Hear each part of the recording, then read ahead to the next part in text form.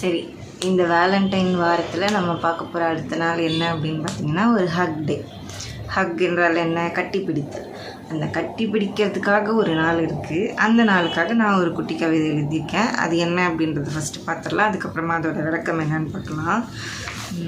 என்ன எழுதியிருக்கேன்னா, இதயம் இரண்டும் ஒன்றை ஒன்று கட்டி பிடித்து திகைத்திடும், அவை துடித்து துடித்து காதல் பேசி ஓய்வு எடுக்க மறந்திடும், நம்மை கட்டிக்கொள்ள கட்டளையிட்டு கனவு கடலில் மிதந்திடும், நம் இதய கூட்டின் ஓசை கூட ஒரே தாளம் பிடித்திடும், இனி உனக்காய் எனதும் எனக்காய் உனதும் மாறி மாறி துடித்திடும். இதுவும் நான் எழுதும்போது எனக்கு ஜாலியாக இருந்தது எழுதுறதுக்கு. ஏன்னா அதெல்லாம் கரெக்டாக டக்கு டக்குன்னு அதோட பிளேசஸில் ஃபாலோ ஆகிடுச்சு.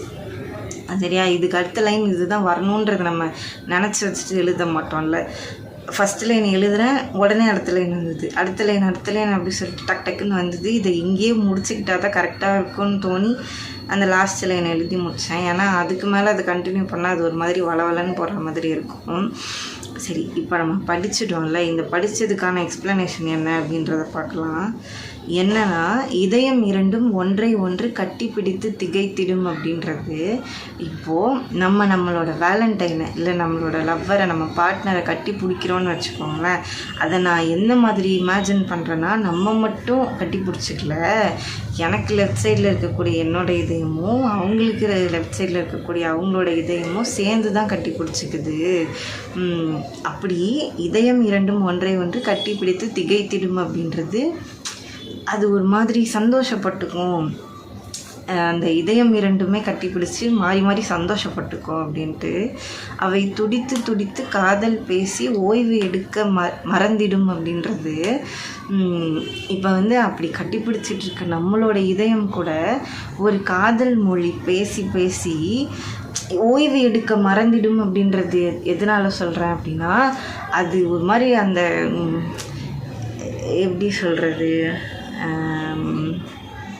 கட்டிப்பிடிச்சிட்டே இருக்குது, நமக்கு அடுத்தடுத்த வேலையெல்லாம் இருக்குன்றதே அந்த இதயம் டோட்டலாக மறந்து போயிடும். ஓய்வு எடுக்கன்றது அதர் ஆக்டிவிட்டீஸ்ன்னு வச்சுக்கோங்களேன்.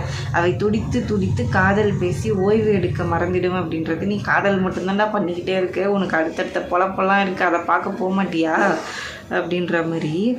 நம்மை கட்டிக்கொள்ள கட்டளையிட்டு கனவு கடலில் மிதந்திடும் அப்படின்றது, இப்போ நம்ம ரெண்டு பேரும், இப்போ அந்த பர்சன் ரெண்டு பேரும் கட்டி பிடிச்சிட்டு நிற்கிறதுக்கு காரணமே அவங்களோட இதயம் அவங்கள சொல்லியிருக்கு, இனி போய் அவங்கள கட்டிப்பிடி, அப்போ தான் என்னால் என்னோட பார்ட்னர் கூட கம்யூனிகேட் பண்ணிக்க முடியும், என்னோட என்ன சொல்கிறது இதயம் கூட என்னால் கம்யூனிகேட் பண்ணிக்க முடியும் அப்படின்ற மாதிரி அந்த ஹார்ட்டு தான் நம்மளை கண்ட்ரோல் பண்ணி நம்ம ரெண்டு பேரையும் கட்டிப்பிடிக்க வச்சிருக்கு அப்படின்றத மீன் பண்ணுறது இது. அப்படி அதுதான் நம்மளை கட்டிக்கொள்ள கட்டளையிட்டு கனவு கடலில் மிதந்திடும் அப்படின்றது, நம்ம ரெண்டு பேரையும் கட்டிப்பிடிக்க சொல்லிவிட்டு அது அவ்வளோதான், ரெண்டு இதயமும் அவ்வளோதான், அவங்களோட இமேஜினேஷன் வேர்ல்டுக்கு போயிடுவாங்க. அப்படி நம் இதய கூட்டின் ஓசை கூட ஒரே தாளம் பிடித்திடும் அப்படின்றது, இப்போ எல்லாருக்குமே ஒரே மாதிரியாக இருக்கும் ஹார்ட் பீட்டு. நான் எப்படி சொல்கிறேன்னு புரியுதா? இப்போ எனக்கு ஒரு ரிதமில் துடிக்குது அப்படின்னா அதே செகண்டில் தான் என்னோடய பார்ட்னருக்கும் இல்லை மற்றவங்களுக்கோ துடிக்குன்றது என்ன கேரண்டி இல்லையா? அப்படி நம்ம கட்டி பிடிச்சிட்டு இருக்கும்போது என்னோடைய இதய துடிப்போம் என்னோடய பார்ட்னரோடைய இதய துடிப்போம் கிட்டத்தட்ட ஒரே ரிதமில் செட் ஆகிடும். அப்படி நான் இதுக்கு முன்னாடி எப்படி என்னோடய ஹார்ட் பீட் இருந்ததுன்னு எனக்கு தெரியல. ஆனால் இதுக்கப்புறம் நம்ம கட்டி பிடிச்சதுக்கப்புறமா நம்மளோட ஹார்ட் பீட்டு ரெண்டு பேருக்குமே ஒரே ரிதமில் இருக்கும். அப்படி இனி உனக்காய் எனதும் எனக்காய் உனதும் மாறி மாறி துடித்திடும் அப்படின்றது இப்போ நமக்கு இருக்கும்ல. நம்ம மேபி நான் ஒரு என்ன சொல்கிறது, ஒரு சும்மா ஒரு எப்படி சொல்கிறது,